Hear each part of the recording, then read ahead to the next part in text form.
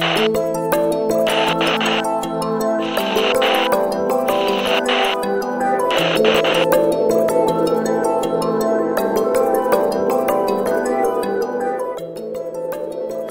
my name is Brenda McGee, and this is Paranormal Encounters.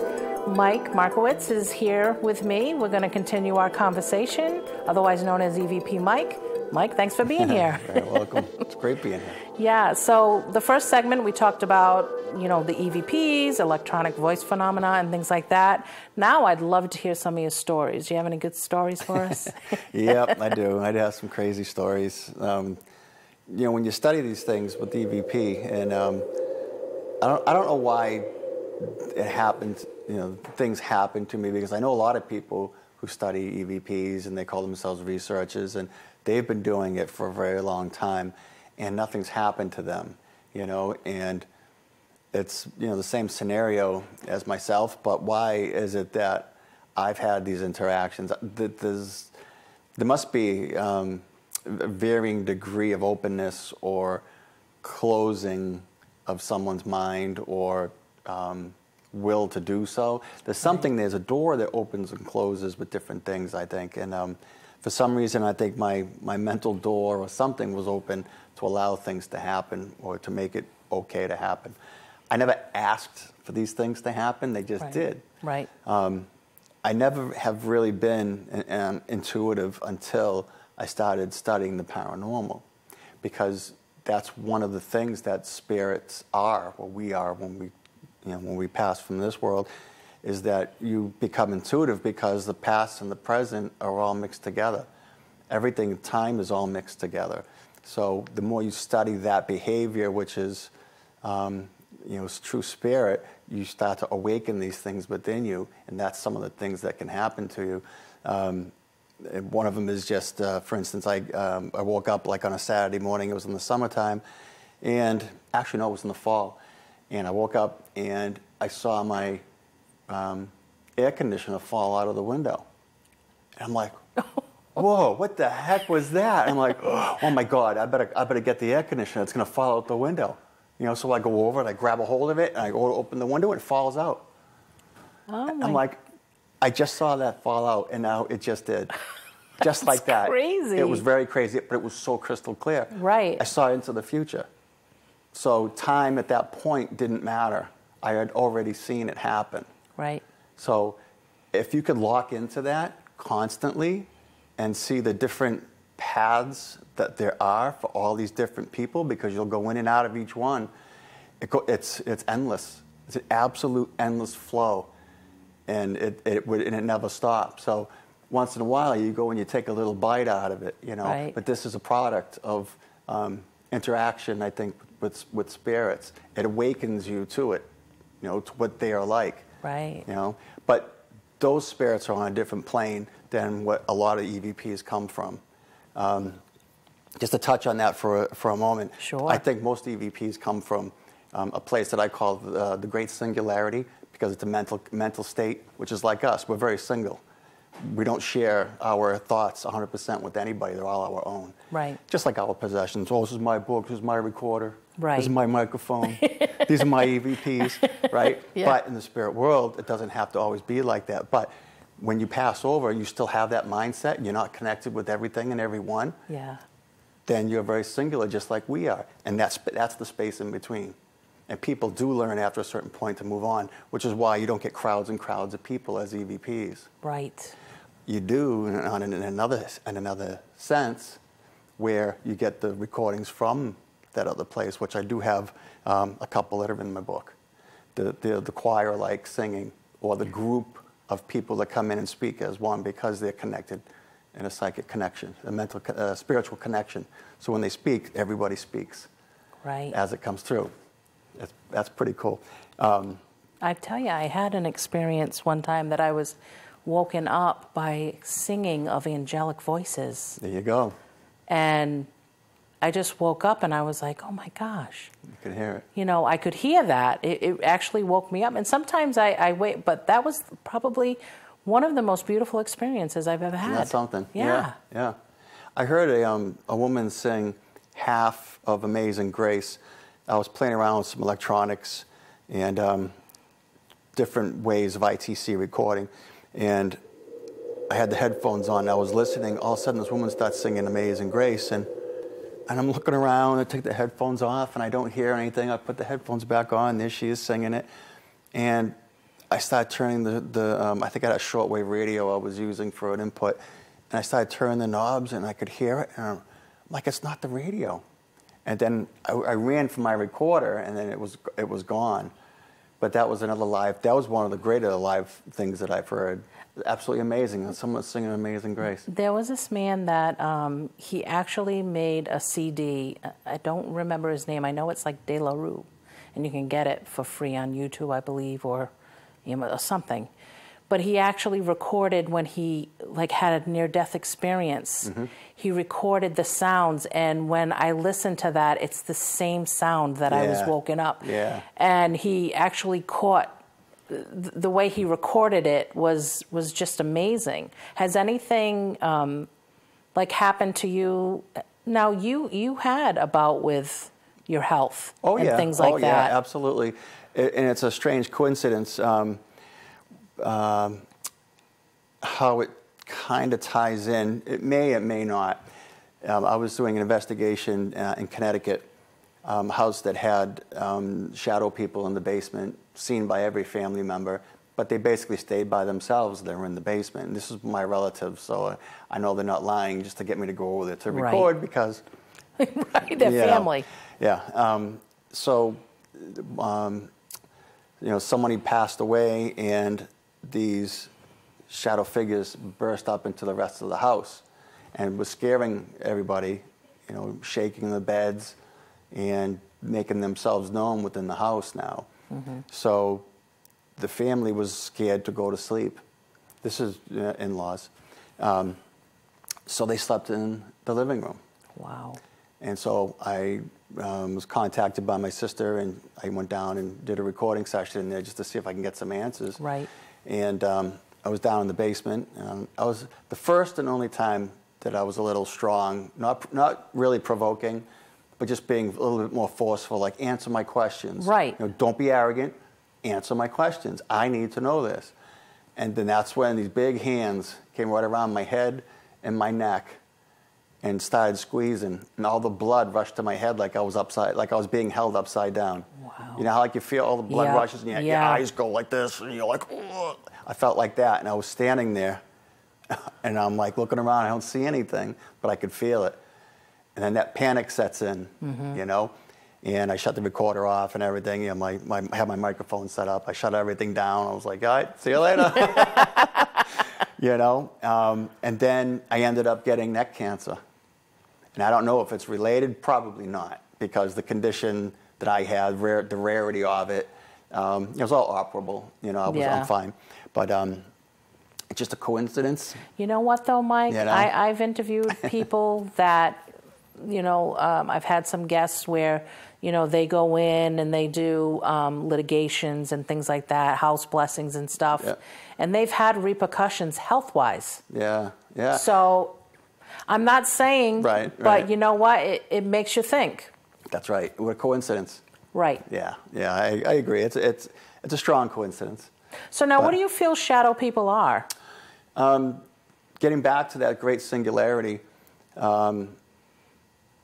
I think that they're just bad people. Yeah. They're just bad people because they're bathed in darkness. They refuse to be shown for who and what they are. Right. They can take on whatever they choose to be, which is something that they learned on the other side, which we call shape-shifting. Yes. They can appear whatever form that they wish. And they always appear someone you trust. That happened to me. And just a shadow. And that happened to me one time when I moved into a place that I didn't, of course, I was young, I was in my 20s. And I had shut my gifts down at a certain age because my mother was like, no, you can't handle this. And I'm like, no, I don't want to see this. Right. But I moved into a place and I saw a shadow man. I call him the dark man because he always had a hat, all black, but I could never see his face. Mm-hmm. But then when he wanted to communicate, he would turn into my fiancé at that time. Wow. But with any spirit, and I've always known this, once they speak, Forget it. Right, there you go. Forget it. Because there's the truth. Yes. In the spirit world, there is an immense amount of truth. Mm-hmm. And there are common laws that is immediately understood when you become in full spirit, which is why we don't get angels swarming around us all the time, letting us know what heaven's all about continually. Exactly. And we don't get huge demons walking across like Ghostbusters, you know. Right. It's not like that. Why? No. Those things do exist. Well, at least the entities do exist. Yes. There are super powerful entities. I mean, they'd rip the room apart just because of who they are, not because they'd physically do it, but because of the energy that's involved. It would be immense. The same thing with any kind of high spirit. They come down, and it's absolutely amazing. Your soul gets consumed by it. It's such a powerful thing. So there's a common law to it. But there are these little instances that they break. And I think that there is enough communication between the spirit world and ours, good and bad. Mm-hmm. So I think these shadow people are the sadistic ones, people who take great joy in stealing and lying and cheating and hurting people, kidnapping kids. Yeah. You know, people who love to do harm, who love the bad stuff in life and never give back or always taken. And when they die and they see the light and they go, uh-oh, what happens? They immediately learn that that's the truth. And they know that everyone can see who they are, so they hide in the shadow. Right. They have nothing to do with the light, so they become introverted, and that's why they're black, so you can't see. It's like a mask. Yeah. It's the mask of shadow. It's the mask of their own self. They're not willing to show you what they are. Right. But when you are in that form, you know what the truth is. Right. So it takes a while sometimes to learn that. I had one attack by a shadow person in an astral form. I woke up and I was out of body, and I got attacked by one of the shadow people. And I believe it was the same man through almost a 10-year period. Mm-hmm. And it was the big, huge hand. It was a strangulation. I was over my father's house on the landing to his basement going downstairs. And I turned, and the door started to shut. I put my hands on it, and with great force, it just slowly kept shutting. I pushed as hard as I could, but it just kept moving. And I was powerless against it. And then a big, huge hand, a really big hand, right on my neck, and just flipped me upside down, held me to the floor. And I remember how it feels and what the view was like to be turned on this little tiny, I mean, you go up and back down as if my head went right through my body, but it's your consciousness that's being manipulated. Right. But you get the vision as if you had the body, but you don't. And I was held to the floor. I heard this very loud ringing, and I could feel the hand, and I said, wait a minute, I can still breathe, I'm okay. And I was back in my body, and I woke up, and I said to myself, that was the worst nightmare I've ever had. The fear and the force and the feeling of somebody else's hand on you in spirit form is very scary. Yeah. And it reaches new depths of fear. And that was before I get into the paranormal stuff. So subsequently, afterwards. Hey, it works for me. Afterwards, and I started getting into it, those attacks started to happen again in different ways. You know, one of the things that happened was I woke up and I sat up in bed, and all these things happen while I was asleep because your body. It's when we're at a relaxed state. Is relaxed, and your soul does move out of your body. Right. And I had a friend of mine, Ralph, told me that you go on and you do things, you work when you're out of body.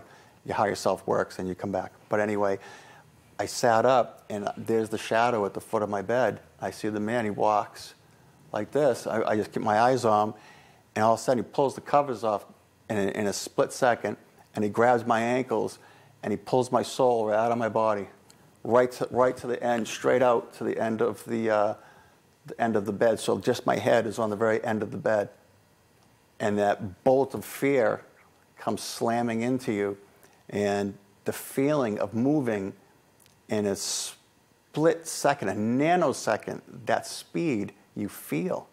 I've never moved that fast in my life.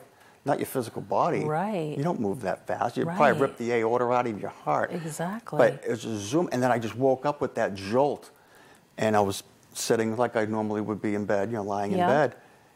But you know that I knew that what had just It happened. I'm like,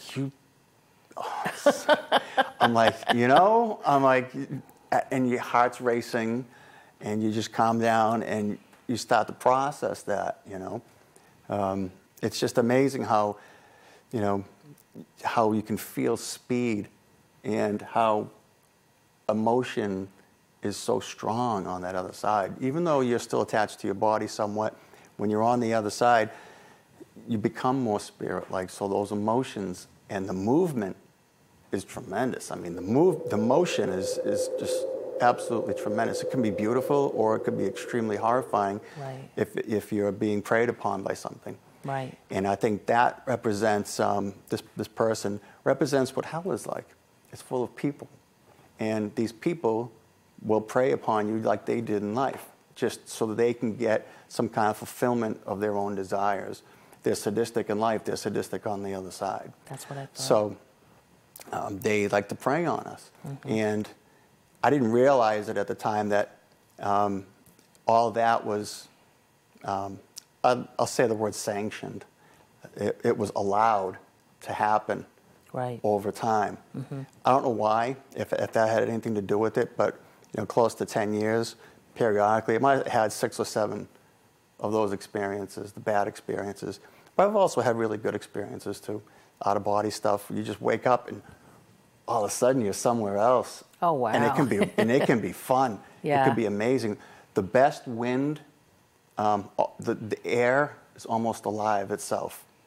Wow. When I was going through New York City, the Statue of Liberty. It was at night, and there was a moon, and there was some people off to my right, and they were just flying along together, just flying along to my right. And I was by myself, and I was just slowly moving. And that air, the quality of the air, the temperature, the humidity, was almost alive. It was so good. Wow. It was absolutely intense. I mean, it's very difficult to describe. Now, didn't you have an experience with an angel? Yeah. Because I think that was the story that when I had gone to the Paracon, you had told the story, and you had said, did anyone else ever have that experience? That's right. And I was the only one that raised my hand. And you were like, oh, you know what, come to my booth afterwards. And I actually listened to EVPs. Yeah. So can you tell that story? Yeah. After having these beatdowns, strangulation, beatdowns, again, always with the big, huge hands, like a Hulk hand, like a big fist, all of a sudden there it was, and just raining haymakers down on me. And then when I realized the power of my will, when it all coalesced for me, and I'm like, oh, what's going on? And I'm like, whoa, I don't want this to happen. I was able to escape every single time. Right. The power of your will is very, very important. You just have to realize what it is and how to use it. And then you can use it on that side, and you can move away and do whatever you want, come and go as you need to. But I was always able to return to my body. So there was this one particular time where I woke up and I was in a boat. This is one I didn't tell you. I was in a boat, and it looked like I was in a set, like a movie set almost. You could see the buildings on the side. It was like Venice. And there was water for a street, and it was a motorboat.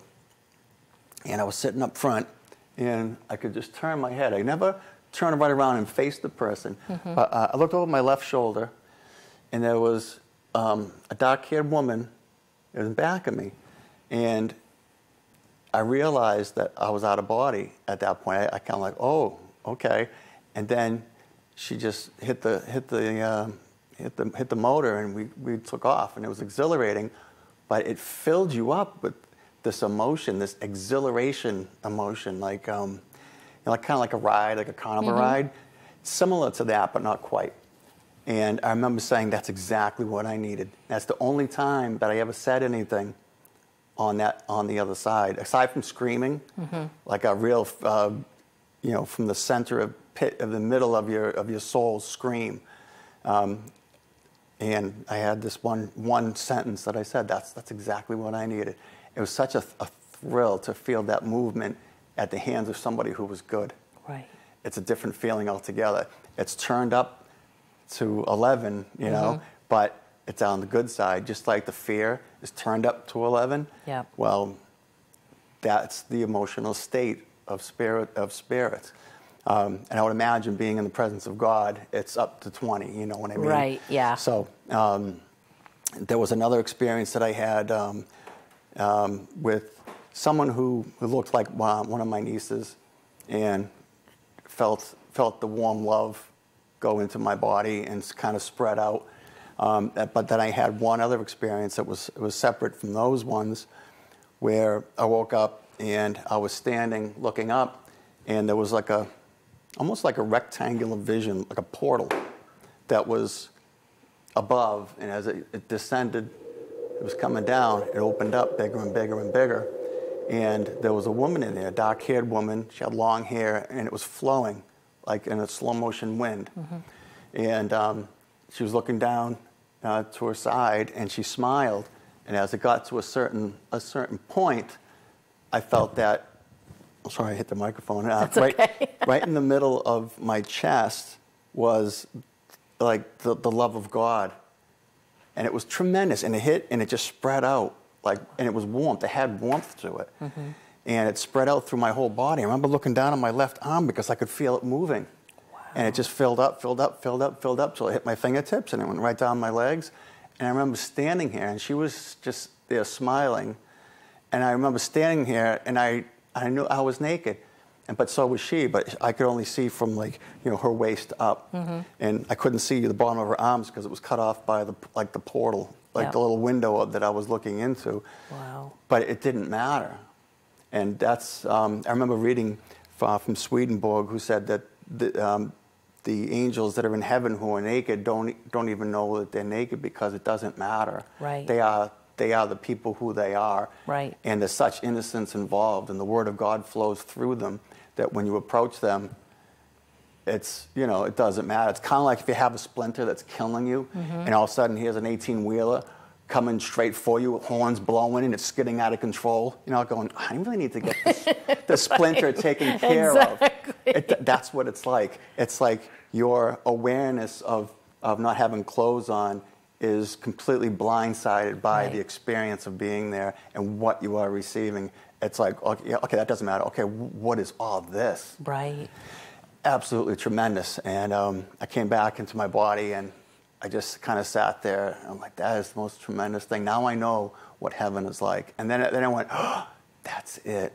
That's why they were showing me what hell is like, because these things are in hell. And so then I started researching Swedenborg, and sure enough, he had very similar experiences. Emanuel Swedenborg is awesome because he had out-of-body experiences, and that's how he learned about all the spiritual stuff. Tremendous studying. If anybody who wants to get into EVP, or not even EVP, I shouldn't say that, because I should say interaction with spirit, out-of-body experiences, people who study astral projection, read up on Swedenborg. But the things that happened to me, I would find in Swedenborg's writings.